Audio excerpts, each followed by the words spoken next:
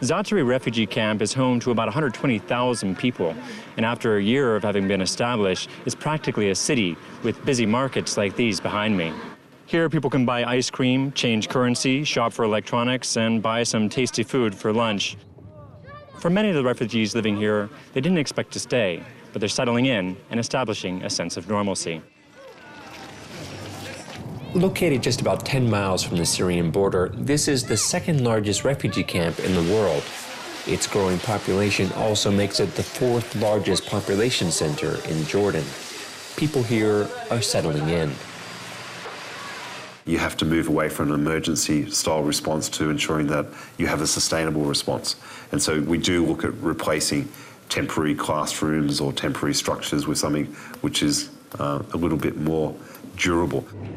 Harper said hundreds of thousands more Syrians would cross into Jordan if they could, but the government of Jordan is limiting the number of Syrians who they're allowing to seek refuge in their country.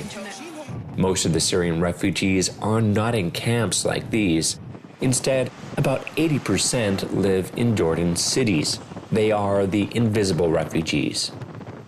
The other issue is to provide proper support and assistance to the hundreds of thousands of Syrians who are not in refugee camps, but who are hidden within the urban communities. Women who have lost their husbands, children who have lost their fathers, and who really do not have the means to continue on with their what we'd consider as normal lives. Suleiman Atal Al-Fas used to be a storekeeper and a price control monitor for the Syrian government in Daraa. But his store was sacked by the police, and he was held up at gunpoint. He's disappointed by the lack of aid for Syrians like him, saying he hasn't received any support. I have nothing here. I am doing nothing. If I leave this area, I don't know how to get back home, because I am absent-minded.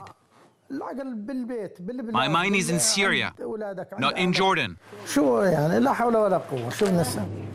More Syrians move into Jordan cities every day, competing for jobs and housing with Jordanians. Thousands come here to the UN Refugee Agency's registration center in the capital each day to register and get UN food assistance. In order to prepare for the worst-case scenario, the UN is building a new refugee camp out in the Jordanian desert. Al-Azraq camp is empty now, but can house another 130,000 refugees. Well, obviously, the situation in Syria and the conflict is not yet over and is still volatile. And so there was a common and joint decision with the government of Jordan to be ready to accommodate more refugees if there was such a need in the future. More than 2 million Syrians have fled their homeland since the revolution began in 2011. The UN expects those numbers to rise and points to Jordan as an example for what other countries should be doing.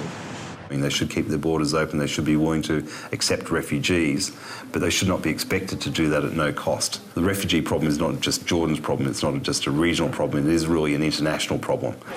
The majority of Syrians seeking safety in Jordan will do their best to integrate into Jordan cities, seeking a sense of normalcy as the war continues across the border. This is Zach Badorf for JN1 in Jordan.